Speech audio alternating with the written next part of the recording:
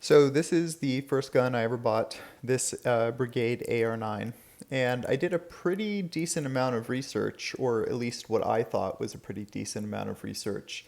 To be honest, I had a lot of misconceptions about the platform, and I really had no idea how many issues existed with blowback AR-9s.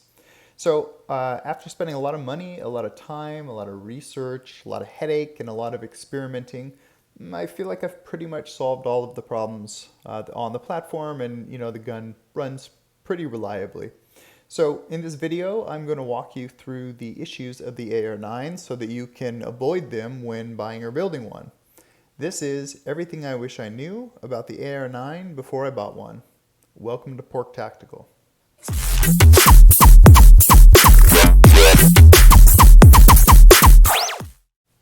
Simply put, an AR-9 is an AR-15 that is chambered in 9mm. So the vast majority of AR-9s are direct blowback, meaning that they simply use raw physics to cycle the bolt as opposed to direct impingement gas or piston systems that you would normally find in an AR-15. They have all of the same controls as your standard AR-15, and they usually take Glock or Colt mags.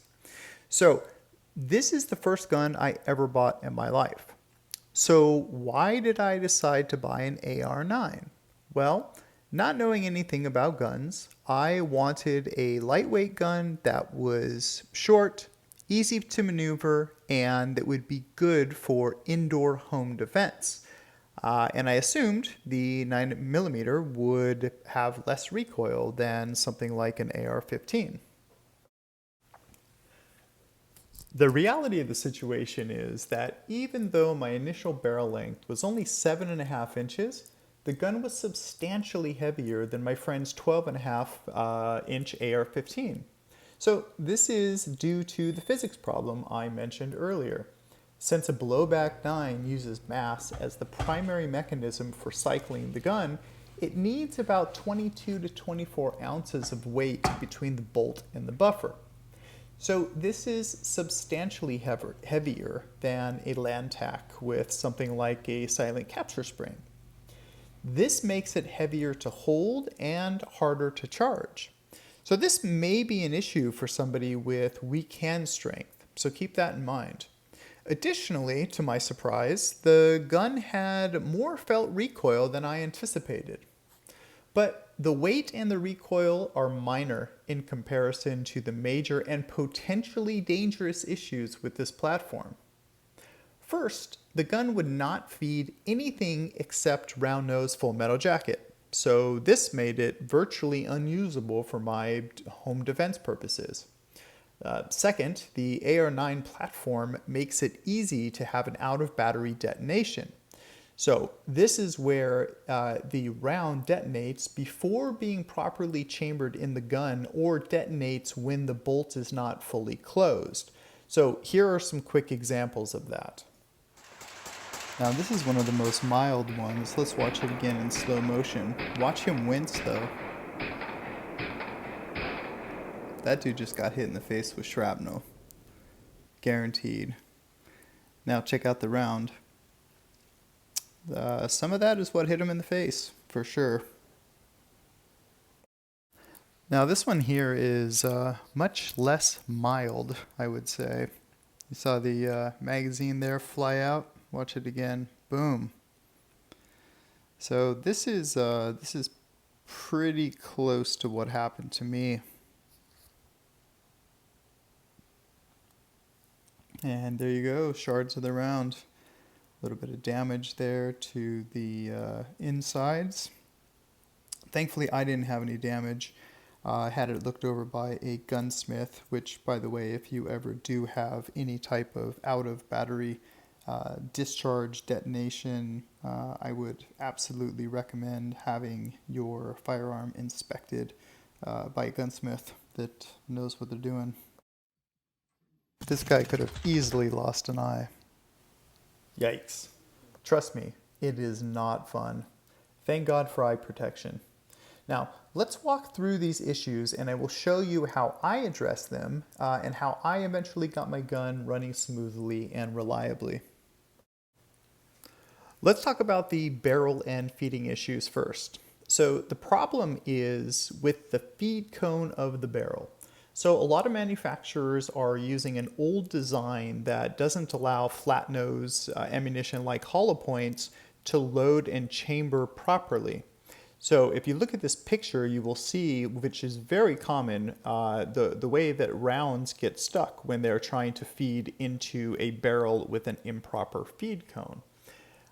You can see when we compare between a proper feed cone on the right and the old school feed cone on the left. They are substantially different. The new feed cone is much deeper and much wider. And for reference, here is the original barrel of my gun that came with the Brigade BM9. Now, I called Brigade about this, and they basically told me that the gun was only tested with full metal jackets, and that if I wanted, I could try polishing the feed cone. Well, this didn't do anything but waste another $40. So I have to say, I really think it's kind of bullshit that gun manufacturers don't mention this on their websites. They should. So the only way to fix this problem is to fix the feed cone. Now, there are a few manufacturers that are making proper AR-9 barrels. I'll go ahead and link a list to those down below in the comments section. So I personally went with the Macon Armory Guaranteed to Feed barrel. And this was based on a lot of research and a lot of great reviews on Reddit. And frankly, after a pretty awesome phone conversation that I had with Rudy, who's the owner. He really knows his stuff, and what I realized through my research is that he is a pioneer in this space. So you can either send your existing barrel to Rudy, and he'll fix it for you, or you can just buy one of his. Ultimately, what I decided to do was to buy one of his, and instead of the 7.5-inch barrel that I started with, I decided to get a 5.5-inch barrel, knowing that my intent was to suppress this. So this was another really good lesson for me, and hopefully one for you as well. Firstly, if you can get a suppressor, get one. Or no, get 3. Seriously. Do it now. It's super easy if you do it through places like Silencer Shop. You can do all of the paperwork and everything electronically. But trust me, you want to do it now because it takes months before the paperwork gets approved and you can actually take ownership of your suppressor.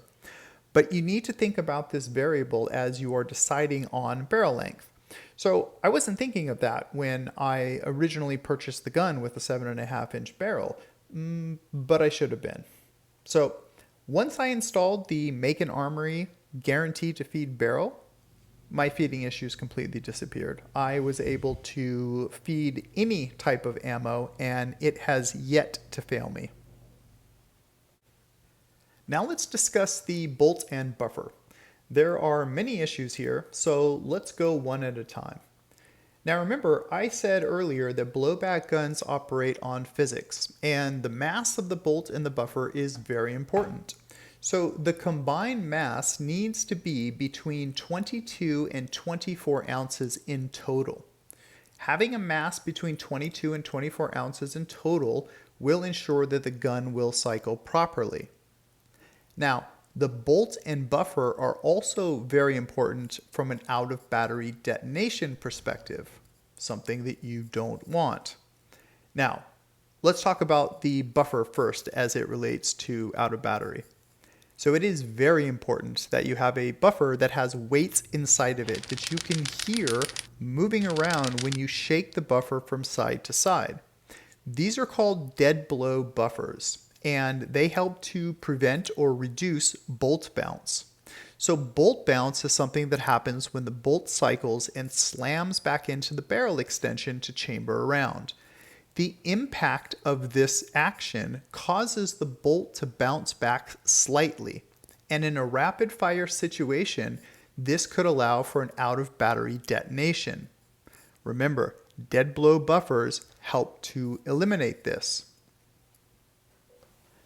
If your buffer does not have these weights, if you cannot hear weights moving around when you shake it from side to side, if it is a solid buffer, get rid of it. I used the one from Make an Armory. It came with their 9mm builder's kit, and this one has lead shot inside of it. So you can run this with any standard carbine spring. There's no need for, a 308 spring, a heavy duty spring, a red spring, or anything else like that. I will note that you can also get a hydraulic buffer. Hydraulic buffer will also address this problem, but I haven't personally had much luck with them. So I can't get my gun to cycle reliably, and I get this weird issue where my trigger just fails to reset sometimes. It only happens with hydraulic buffers, and I have no idea why.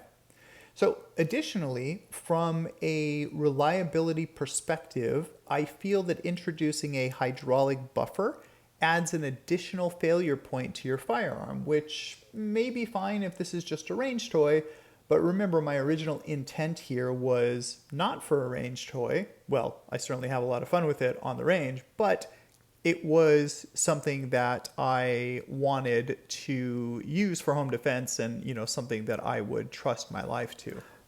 Now on to the bolt. It is important to check the bolt to make sure it contains this bottom piece, which is called the feed lug.